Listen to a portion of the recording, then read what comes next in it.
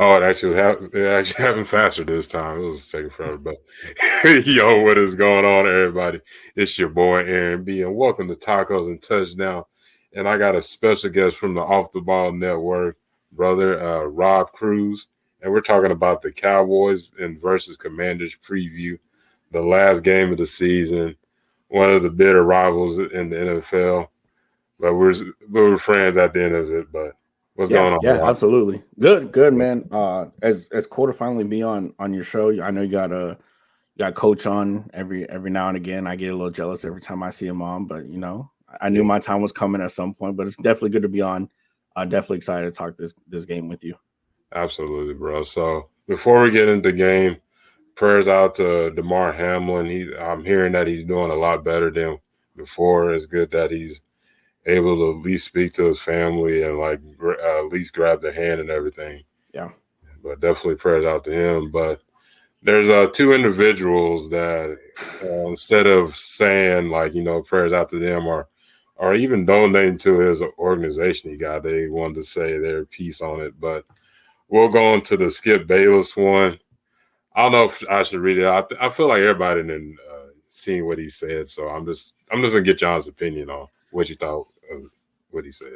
yeah. When he tweeted that and basically saying like, how can the league postpone this game given the timing and given the magnitude. The word he used was magnitude, which really rubbed me the wrong way. It really irked me when I read that. Because when we've talked about this in the group chat, I think I went back and forth with Walker a little bit. Yeah. And if he would have just left it at the league is considering postponing, but how you could argue that you're coming from a logistical standpoint of how you're going to do it, which that I would understand. But when he started going into the magnitude of the game and the timing of the regular season, it really just felt like, and even though he said at the end, dot, dot, dot, which all seems irrelevant now, I feel like he did that because as he was typing it, he realized, oh, this sounds really bad. Let me go ahead and try to save it a little bit instead of just deleting the tweet altogether and just sleeping on it. So it really irritated me.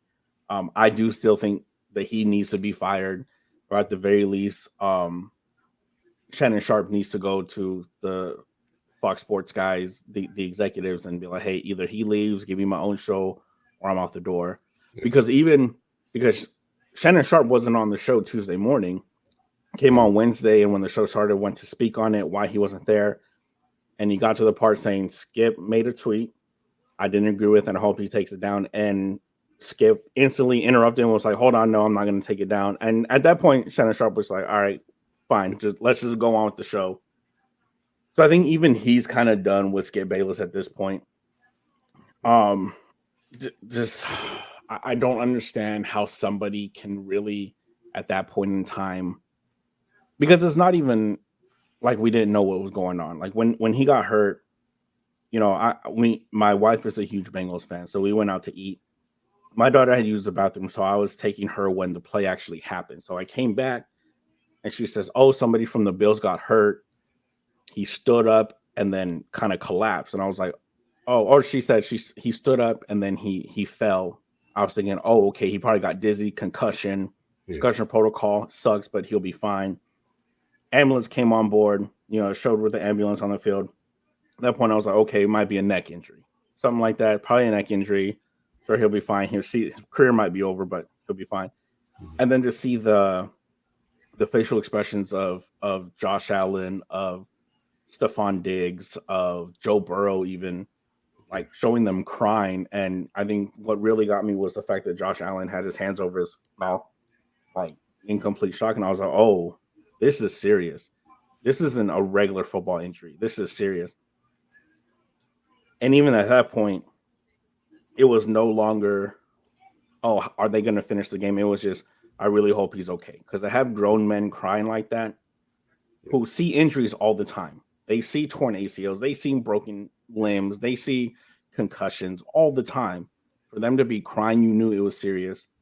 And for somebody who's been in this industry as long as Skip Bayless has, to still after an hour after the whole thing, when we already knew he was administered CPR, he was rushed to the hospital, to still think of the magnitude of the game and what it meant for regular season and postseason standings and seedings, because there was a lot on the line. I admit that, but still, at that point in time, you do what you can to just get all that out of your head, and you focus on the young man that who was fighting for his life. Because when you're administered CPR, it's because most likely your heart stopped beating, which means you're dead. That man was dead on the field.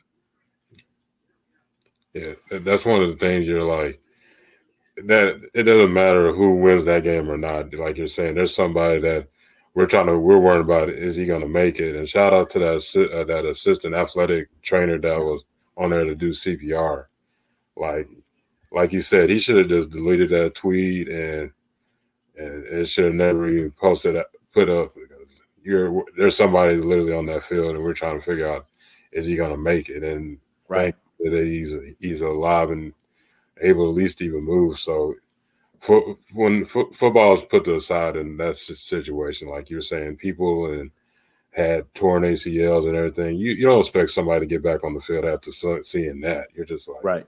Your game is not in the game. It's like, hey, is my brother going to be all right? Or how is his family feeling right now? Right. That's what's going to your head.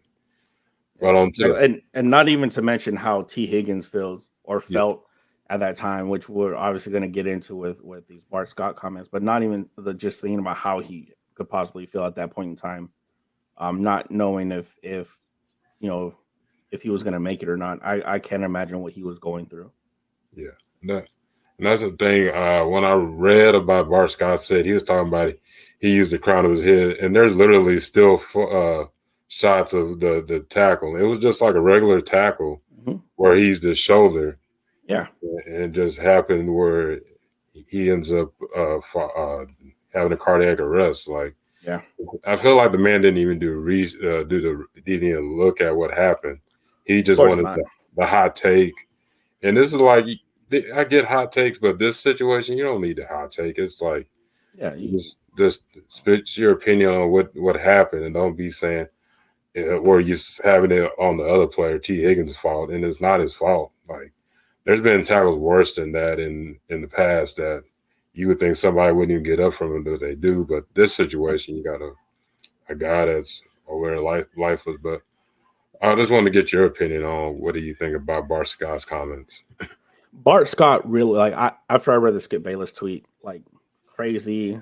How can somebody say that? And Bart Scott really looked at Skip Bayless and was like, "Hold my beer, dog." Like, he really was like, "Hold my beer. I got you. Don't worry. I'm gonna take the heat off you." To put the blame on somebody who made a football move. Yeah. It wasn't malicious. It wasn't violent. It was not with the crown of his helmet, like Bart Scott said. It was a football move, because most of us who have played football at some level know it's instilled in us from a very young age. Low man wins. And I put out a podcast episode earlier today, and I went through it. Said similar thing as we've always been told from a young age, low man wins. If you're about to go head on with somebody, whoever's lower, if the defender is lower, you're probably going to get the tackle. If the offensive player is lower, you're probably going to break that tackle, get a few more yards. That's all he was trying to do. So, and this was also Tuesday morning. So the MD, there's an MD on YouTube that had spoke on it that night. And I think I even shared the video in the group chat, saying he was going over how it was just in the exact moment that it needs to be, in the rhythm of the heart. Like, if you have enough force in that exact moment at that exact spot, that's what's going to happen. And even the doctor says it's something that we as medical professionals only think we're going to see in the book, because it's such a freak accident. And he literally called it a freak accident. So why would you go on Tuesday morning saying that T. Higgins led with his helmet, that he should be fined, it should be flagged, he needs to be suspended, when this man probably is? And at this point, we didn't know anything that was going on. We didn't know if Damar Hamlin was going to make it or not. So at that time, T. Higgins probably like, man, I might have killed somebody, might have killed another football player, a brother. Like, it's a very small fraternity. The NFL is a very small fraternity. To have that on your mind that you could possibly kill somebody, and for him to probably, I don't know if he did hear it, because I'm sure him being an NFL player, he probably just tuned everything out, just kind of stayed to himself with his family. But if he could have heard that, can't imagine what that would do to his mental state to be heard. And mind you, Bart Scott is the same person who I think last year called for essentially Bounty Gate 2.0 on Joe Burrow. As far as the Ravens, he said the Ravens should go at him with head shots, with rib shots, with chest shots, with knee shots. Like he called for this from the Ravens against Joe Burrow. But now you want to sit here and say that a shoulder to the chest should be a penalty? Come on. That dude needs to get off the air. ESPN needs to fire him immediately. Let him and Skip Bayless do their own show on whatever independent YouTube channel they want to do, but neither of them should be given airtime for the rest of their lives. Yeah, it makes matter worse that Bart Scott is a former NFL player. You think you'd have some sympathy to T. Higgins, but it's just like he's no better than freaking Skip Bayless. Yeah. Yeah, it's just that I think that it's just putting salt on the wound. You know that he's feeling like he done something to him, but it just happened. Like it was embarrassing. It's a saying on ESPN and Fox Sports Network that I don't think they're going to do anything. I think if either of them are let go, I think Bart Scott gets fired quicker than Skip Bayless. Oh yeah. But at the same time, I think at the very least, Shannon Sharp should leave Undisputed and start his own show, because he can carry a show by himself. We've seen it. Club Shay Shay, if you guys have not seen it or heard the Club Shay Shay podcast, is one of the best podcasts that I, outside of the OTBN group, that I listen to on a regular basis. But he could carry a show on his own. And this isn't taking nothing away from Joy Taylor, because Joy Taylor's amazing in her own right. If she can get her own show, Shannon Sharp should have no problem getting his own show. Yeah, he has more to bring to people than with Skip Bayless. Skip Bayless been doing sports forever, and I was hearing in the group chat they talking about he has a following, but I don't really know many people that are like, you know, they saying their top favorite commentator is Skip Bayless. Like, I think I have a generally good idea of the kind of people who Skip Bayless is their favorite. Sports journalist personality. Yeah, it's usually the older crowd that used to read his stuff back when he was on the Dallas Morning News. Yep. Yeah, that takes it way back though. But the next thing I know, we're doing the Cowboys Commanders, but I wanted to get your honest opinion on that. So to start it off, who is your top 5 Commanders of all time? So I kind of did this a little different, only because I don't. When I was thinking of my top 5 of all time, I wanted to kind of focus on players that I've actually watched and seen in my lifetime. So number 5, I put Santana Moss, Cowboy Killer. Yeah. You know, whenever I think of Santana Moss, I think Monday Night Football, down 13-0 in the last 5 minutes, 2 long touchdowns from Mark Brunell to Santana Moss to win the game. I remember I was in, I want to say 7th grade that year. Being able to stay up late to watch that game and I almost went to bed. But I was like, you know what? I don't get to watch this team a lot. I'm just going to stay up. And that ended up happening. And plus him working for the Commanders Network, not commentating games, but the post game and throughout the NBC Sports Washington. He's really good. Number 4, Champ Bailey. He's at number 4 because he was not with the team very long. Obviously got traded for another player on my list. I'll speak on it in a minute. But Champ Bailey, he was a lockdown corner before lockdown corners were a thing. Probably, I want to say Dion was probably the first true lockdown corner, and then you wanted to have a group of corners that were solid. And then he ends up getting traded for Clinton Portis. So Champ Bailey's number 4. Number 3, Sean Taylor. I wanted to put him higher, but only got a few seasons out of him. I do still believe to this day that Sean Taylor, had he been able to live a full life and play a full NFL career, he would have gone down as the best safety to ever play the game. He is honestly the reason I no longer buy jerseys of current players. growing up, I had a curse. Any player, the jerseys that I got, no matter if it was baseball, basketball, football, were either traded or released. My very first jersey ever was Champ Bailey. A year and a half later, he was traded. Next was Stephen Davis. 6 months later, he was released. And then I got a Sean Taylor jersey 3 months before he was killed. So that I've sworn off jerseys of current players. I really only get retired players. Number 2, Clinton Portis. He's the person that made me fall in love with the game. I remember his first game with Washington. Me and my dad were on our way to the driving range. We were going to go golfing. We were listening to the game on the radio. It was against Tampa Bay. First touch of the game, 75-yard touchdown run. That was his very first touch as a Washington player. And just instantly, I was like, I want to be like him. Whenever I play Madden growing up, so always a running back, always wore number 26 because of him. And number 1, I have Sonny Jurgensen, just because what he did for this franchise. And even though I've never seen him, we're actually going to retire his jersey Sunday game at halftime against you guys. So what he was able to do for this franchise, but from a very early stage, just phenomenal. One of the best quarterbacks to ever play the game. You know, despite what the league has turned into now, where it's a pass first league, and you have people like Patrick Mahomes and Justin Herbert putting up crazy, ridiculous numbers that Sonny Jurgensen would have never imagined. The skill set that he had at the time, just ahead of his time. It really was.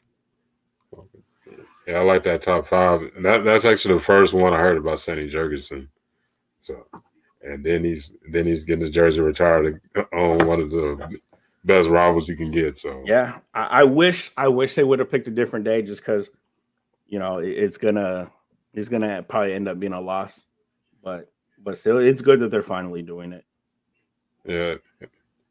When it comes to a lot of these people, they take forever for certain players. There's a lot of politics going into it. Yeah. Yes, sir. But my next one is, speaking on the Commanders. You were talking a little bit about the game, but what is your honest thoughts on the seasons from the beginning till now? Roller coaster. I mean, you think of the epitome of a roller coaster season. This was it. Started at the top, beating Jaguars. I think Carson Wentz threw for 3 touchdowns. Look like, you know, if we can just clean some stuff up on defense, we'd be fine. And then go into Detroit the next week and get completely hammered. Like the score ended up being close. We were once like a touchdown away from tying it, but the game was 24-0 in the first half. Like that game was never close. And then losing the next 3 games, dropping to 1-4, Thursday night game against Chicago, winning on the one of the flukiest plays I've ever seen. I can't remember the Bears receiver, but basically, if he would have just caught it on the initial touch instead of kind of bobbling it, it would have been a touchdown, because it had broken the plane when it was in his chest. But when he bobbled it, lost possession, obviously, and Benjamin St. Juste was able to push him out of the end zone. When he gained possession again, he was at like the 2-yard line. If it wasn't for that, would have lost that game, would have been 1-5 at that point. And then Wentz gets hurt that game, does something to his finger. I think he broke his finger that game. Heineke comes in, beats Green Bay, his team, you know, his favorite team growing up. Should have beat Minnesota. Beats Atlanta, beats Houston, goes 6-1-1 at the time going into our bye week. And I was really hopeful. Like, we have 2 weeks to prepare for the Giants. We should come out swinging. Like, there's no reason we should lose this game. And just to get embarrassed. And then the following week against the Browns, last week was just it. And then the Niners game, which I never expected to win anyway. Just the up and down of this franchise, this team, this season. But it's very, ultimately, it was a disappointing season, sitting at, you know, you go 6-1-1 over an 8-game stretch. You're sitting in the 6th seed in the playoff race, and play the same team twice in 3 weeks, with a bye week in the middle. The second one being at home on Sunday night. There's no reason you should come out flat-footed. But this has been consistent with Ron Rivera throughout his entire tenure. 3 straight 7-win seasons. At worst case scenario, best case he has an 8-win season.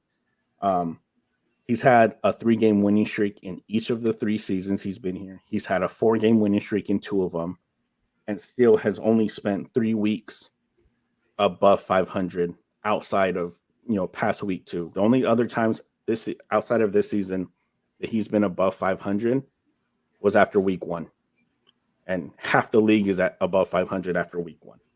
Ultimately, it's a disappointing season, but when you talk about a roller coaster season, anxiety driven, taking years off my life, like this season is definitely the one. When I die, when I'm 45 years old, in 15 years when I'm dead, and be like, yo, why'd you die so early? I would be like, the 2022 Washington Commanders is what took years off my life. I think any team in the NFC East puts us in early grade, just to be honest with you. that is a part of. But honestly, I was shocked when y'all started Carson Wentz again. Like, y'all had Heineke on a roll, and it just didn't make any sense to me. Wentz has a history of, like, he does real good one game and then he just drops, and he's injury prone. Yeah. That's a whole nother thing in and of itself. I think Ron Rivera, I think he just looked at it as and not even him, it's probably the ownership, probably Dan Snyder. We're spending $28 million on this guy. Might as well try him out again. But I don't know. After the first half, after throwing 2 picks in the first half, like, just go over to Heineke at this point. And to not know that you could have been eliminated last week. But when they asked him, like, if you guys are eliminated today, are you going to start Sam Howell against the Cowboys? He was like, we can be eliminated. And they're like, yeah, if Green Bay wins. He's like, oh. Like, he had no idea. He had no idea that we could be eliminated. I'm just like, why is this man still employed? That doesn't make. You should know the situation before the game even starts. If somebody and then he tried to save face because I asked him about it again. He said, "Oh, I knew. I just anticipated winning Sunday and then our game being flexed to 8:30 week 18." And I think that's even worse because now, like, again, we're taught from an early age, don't overlook an opponent, especially in the NFL, where everybody's in a position, a generational talent in their own right. Everybody's a top tier athlete in the NFL. Any given Sunday is a phrase for a reason, and you're going to sit here and say, "Oh, I expected to win. I was already looking at next Sunday." Yeah, Ron Rivera is one of those guys. Like, one week, everybody loves him. Then he makes the next week he's saying something outlandish, and you're like, "What the hell? Do you know what's going on?" But and the sad thing is, we're probably stuck with him another year. Yeah, I was going to ask you, do you think he's going to be back next year? But I do, because with the new ownership group, they're not going to be, if the sale of the team goes through, let's say it goes through in March, that's not enough time for let's assume it's going to be Jeff Bezos and Kevin Durant, that ownership group. They're not going to have enough time to put a team in place for a new GM, new head coach, a whole new coaching staff. So I think they're just going to rock with Rivera one more year. Just let him get 4 out of the 5 years of his contract, do another 7-win season, and after that he'll probably, unless he resigns, unless he just steps down and says, you know what, I want to spend time with my family. My health is an issue, because we know coaches love doing that. Instead of admitting that they failed at their job, they'll say, hey, my health is an issue, and step away from the game.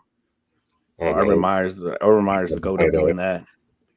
Yeah, when shit hits the fan, that's what Urban Meyer would say. Oh, I'm feeling kind of a little woozy. Yeah, my chest hurts a little bit. Well, something hurting, so I'm to take a break from coaching. Yeah, I can see that. But my next thing is, let's say this is like a scenario question. The draft is tomorrow. Who as a GM, who would you draft? So if I was Martin Mayhew, Yeah. I would seriously look at what's his name, Anthony Richardson Yeah. out of Florida, because as of right now we have the 14th pick.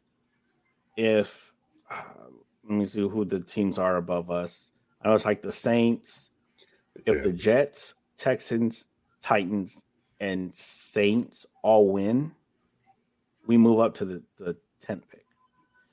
I think we're too far back to get Anthony Richardson, considering the teams that we have above us. Looking at Colts, who need a quarterback. Seahawks need a quarterback, which they're probably going to take probably Bryce Young if he's available, CJ Stroud. Those are be all. Raiders are probably going to need a quarterback. I don't think anybody in their right mind is going to rock with Nathan Peterman next year. The Panthers need a quarterback. Like, there's a lot of teams above us that need a quarterback. So I don't think at 14 right now we have a shot at a generational talent as a franchise-changing quarterback. We're able to move into the top 10. I could possibly see a trade happening to try to move up to 5, 6, 7 area and possibly getting a quarterback. But if we stay at 10 to 14 range, I'm looking at Anthony Richardson, really the only option. I mean, we have a lot of holes, but honestly, not that I know they're not going to do it, but because it's still holiday season, I'd be in the giving mood. I would trade the pick, because you as a staff, as a front office, you know you're not going to be there much longer. You'll get this next year just out of timing. So trade your picks and get as much draft capital for the next front office, for the next GM. Just be nice. Give them something to work on, to build off of.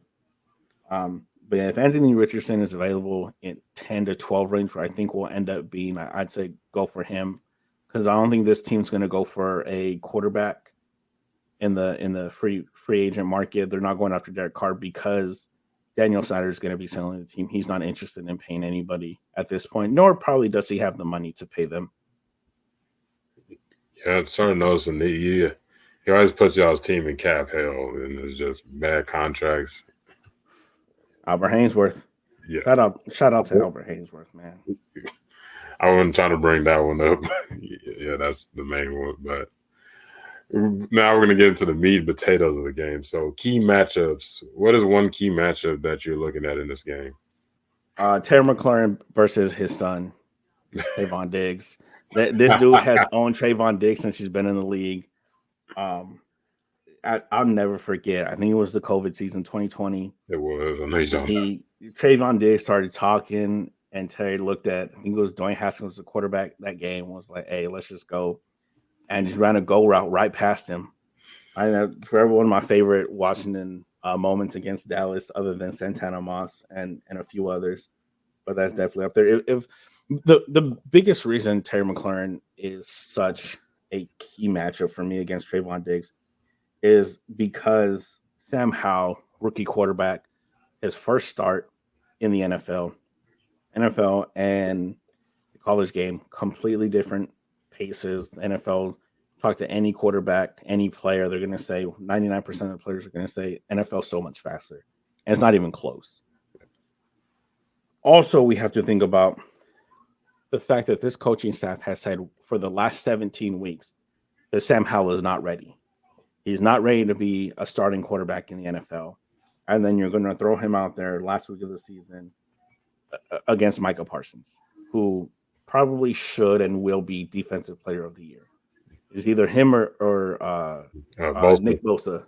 Yeah, that's going to be a close one. Like, those are the only two realistic options. And you're going to put him up against that defense, the way Micah Parsons flies up and down the field. Terry's really going to have to work on, really going to have to be a very important piece to making Sam Howell feel comfortable and giving him those quick throws. Okay. Yeah, so my key matchup is actually another receiver on the other end, and that's Jahan Dotson versus whoever's going to be our CB2. They said Kelvin Joseph is going to be practicing tomorrow. He had like a root canal. Emergency root canal, so we'll see how he recovers from that. But I think this will be overall going to be Nashawn Wright. He's a bigger corner, and he played against Smith, had some good plays against him, but I'm just worried about him playing against a shifty receiver like Dotson. Last time we played him, he had, let me see, 3 catches for 43 yards and a touchdown. So you got to watch out for that receiver too. Y'all do got like an underrated receiver core with McLaurin, you Samuel, and then you got Dotson. And I think Dotson would be a good receiver, but I think that's one of the biggest things. Who is going to be our CB2 versus Dotson? Just our secondary's definitely got to step up against those shifty receivers in Washington. Yeah, especially if and I don't think it's going to happen, but if this offensive line, who we've struggled all year, this offensive line can find a way to protect Sam Howell and keep him upright for the most part and limit the impact that Michael Parsons can have when he does rush.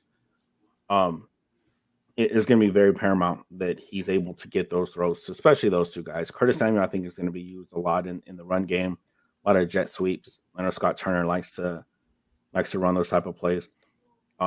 Yeah, our receiving core is definitely one of like the most under the radar outside of Terry McLaurin. Everybody knows who he is. Scary Terry earned his money. Jahan Dotson, one of the best rookie receivers. Obviously, probably would have been if it wasn't for Chris Olave and Garrett Wilson. Um, which I was mad that we drafted him, but obviously I don't. That's why I'm not a GM. So, and then Curtis Samuel. We still have Cam Sims, who can be an asset at times. Cam Sims he's not a bum, but just it's going to come down to this offensive line keeping Sam Howell standing upright.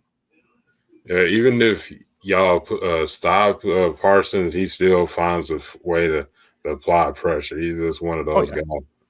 He may not get the stats that day, but he's going to be like on the top 5 in pressures or. yeah. He always has his hand up. Like the way he's able to get get up and down the field so quickly and so effectively is ridiculous. I can't.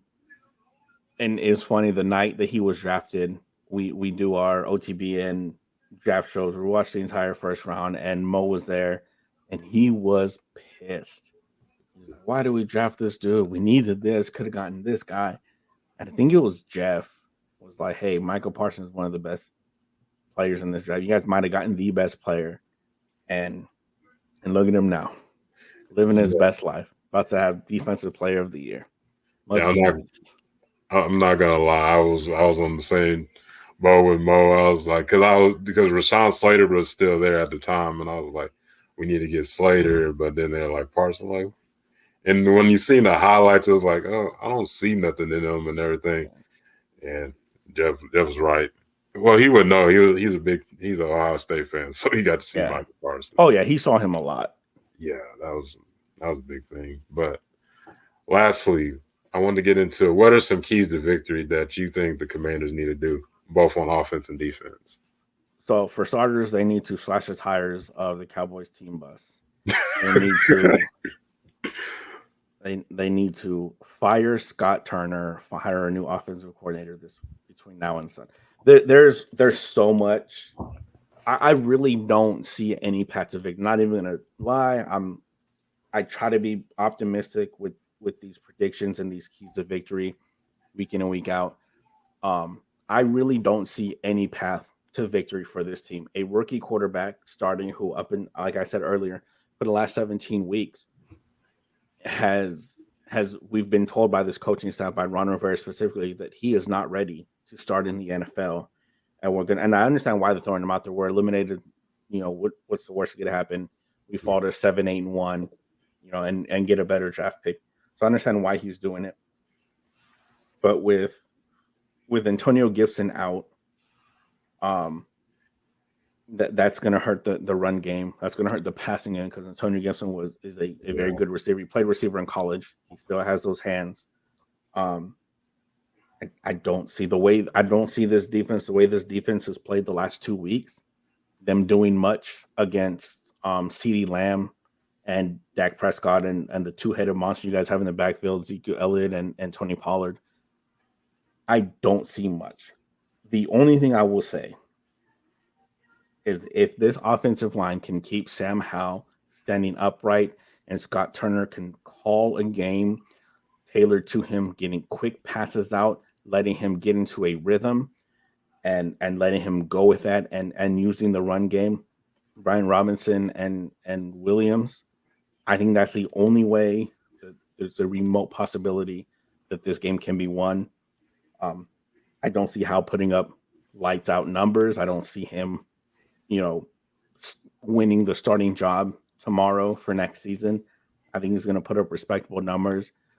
I think I have him going 17 of probably about 29, 30 passes, 157 yards, probably one touchdown, 2 picks, and he might have about 20 rushing yards.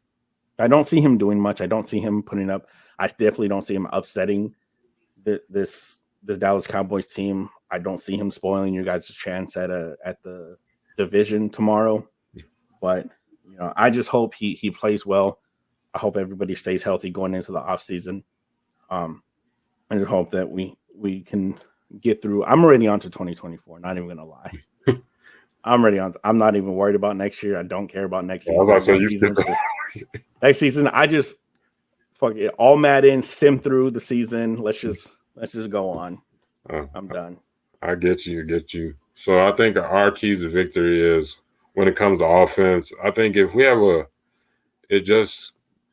comfortable win in the first, a comfortable lead in the first half, I think we should let the young guys get in there. We don't need to get that getting hurt because y'all still got a good front seven when it comes to that defensive line. I don't know if Allen's gonna be out or not, but you still got Deron playing, Montez Sweat, and there's some other guys on that team that you got to worry about. But honestly, on offense, it's just doing the quick passes to your receivers, not keeping the ball in Dak's hand too long, and just even though you have a tough run defense, I would still utilize Zeke and Pollard. But at the second half, I'm putting Malik Davis in there, Cooper Rush, and then I think T.Y. Hilton's going to get some more targets this game as well, just to get him out. Huge pickup for you guys. That has been a clutch pickup. It really was. I was expecting he was going to do like minimal work, like maybe get a couple. But last game, I was like, this is like the T.Y. back when he was with Andrew Luck. I was like, right. I like the T.Y. pick. I'm already past the OB who type of thing, so I like it to go there. But honestly, but then on defense, it's just creating pressure on Sam Howell. He's a rookie, like you said, doesn't have the experience, but the secondary has definitely got to step up against the receivers. But that's overall what I think. That's the keys to victory is just if there's a good league, put the guys that haven't got many reps in the game just in case you may need those guys in the playoffs. So so by you saying that, are you saying now what is a comfortable lead to you? A comfortable league would be about maybe 3 touchdowns. Yeah. But honestly, I think we should just need to rest our superstar. I know, like Michael Parsons, you basically got to take away his helmet because he's going to play regardless of what and another guy's D-Law. The man has a bum knee and a bad foot. I'm like, he shouldn't. They should try to rest him. He's another guy. It's like he wants to play regardless of what the score is. It's like we need y'all for the playoffs, but I don't underestimate the Commanders, even though y'all have all these players out because it's a rival game regardless. So yeah, the only reason I ask is because, like I said, it could be a possible clinching scenario for you guys if the Eagles lose to the Giants. Only downside to that is the games are at the same time, so not going to really have the benefit of knowing the score of that Eagles Giants game prior to the game kicking off. Mm-hmm. And with that could also clinch the 1 seed with a win, an Eagles and a Niners loss. So that was the only reason I asked what would be a comfortable league, because with a division title, a home playoff game, and a possible 1 seed on the line, I would think that you'd want to just run your guys and try to put you guys in the best case scenario, best situation heading into the playoffs. Yeah. And I'm kind of a little perplexed because I want the Cowboys at the number 1 seed, or I kind of want them where it's at, where they still got to play some games. Because I feel when it comes to the Cowboys, I don't want them to be too comfortable, and that's when we lose in the playoffs. We're like, oh, we're Billy Bad like last year. And when the freaking 49ers came in there banging Super Gremlin, I was like, I was like, these fools really, really ready for this game. We're all nonchalant coming out the stand on the You field. know, I wish I could be like LeBron and say, oh, when they came out playing that, I knew they were gonna win, but I didn't. But man, you come out playing Super Green, like your mindset's just in a whole different place. Man, when I hear that song, I still get And that's because that as of one little tear come down my eye, like a Denzel Washington tear come down my yeah, eye. Ever hear that song? It's a good song though, but it because as brings of back, right now, you guys would play Tampa Bay. yeah, that's a tough game, but I don't think so. it just when it comes to, I think we can win, but they shouldn't underestimate them. That That's is what true. that's my biggest thing is like they're like, oh, they're not as good as they were the year before. Like, no, still don't sleep on the Still Tom Buccaneers. Brady. Yeah, Tom Brady's still there. Don't sleep on it. If Tom Brady slips on the ice cube and can't play that game, okay, then we could now. Yeah. Not wishing no injuries on him, but Right. Right. don't want to play against Tom Brady. But if we got to just step up the game and have a great game plan. Yeah. But hey, I appreciate you, bro, for getting on the show. But I wanted to get the floor to you so where they can go check you out and everything you got going on. Appreciate it. Thanks for having me on. It was a lot of Hey, fun. Like you said earlier, it's a rivalry game, but at the end of the day, we're still boys, still part of the sir. same network. It's definitely fun talking shop with you. Y'all already know you can find me FNC Pod on Twitter, Football and Chill Podcast on Facebook and Instagram. I just dropped a pod earlier today talking a little bit about what we talked about today, the whole Skip Bayless and Bart Scott thing. Also talk a little college football. For those of you that don't know, I'm a huge USC fan. So I talked about that abysmal performance in the Cotton Bowl and that overall disappointing season, in my opinion. So definitely go check that out. Apple Podcast, Spotify, wherever you get your podcasts. Monday morning, I will have an article out explaining why the XFL and NFL need to come up with a partnership. And I think I figured out the exact partnership they need to agree to. So definitely check that out first thing Monday morning on the OTBN website. I'm definitely gonna check out that article. I want to definitely hear what's going on with that. Yes. But one thing before I let you go, when it comes to USC, just be careful with them OU type of coaches. They kind of when they have superstars, they like to run them to the ground, and I hate to see that happen. Man, Alex Grinch is ultimately like Lincoln Riley did a good job, Yeah. but like and I said this in the podcast. I'll just say this real quick, not to take up any more of your time, but the Okay. fact that you have a Heisman winning quarterback throw 5 touchdowns and lose the game is that there's like people need to be fired. Jobs need to be lost after that. Yeah, but him and Riley are buddies. But you gotta, when it comes to the business and you trying to win games, you're gonna have to put Right. that to the Right. side. And I even said that because Ron Rivera is the same way. Scott Turner should not have an offensive coordinator job in the NFL. He's a terrible offensive coordinator. Jack Del Rio, I think the game has passed him up. Same thing with Ron Rivera. The game has passed them up. Yeah, Like their old school mindsets have held us back a lot this season and over the tenure. But Ron Rivera is loyal to a fault. He doesn't see anything wrong with Scott Turner's play calling and his play calling ability, but that's his boy, so he's never going to fire him. And that's the one similarity between Lincoln Riley and Ron Rivera that honestly frustrates me more than anything else. yeah. And when it comes to Scott Turner and Ron Rivera, you got to remember Ron Rivera was Norv Turner's defensive coordinator. So I'm helping out your son type of thing. I'm like, you got to put that to the side if you're trying to keep your job. But Right. I'm gonna leave Exactly. it at that. Yes, sir. So this has been Tacos and Touchdown Live. Y'all have a good one. Peace.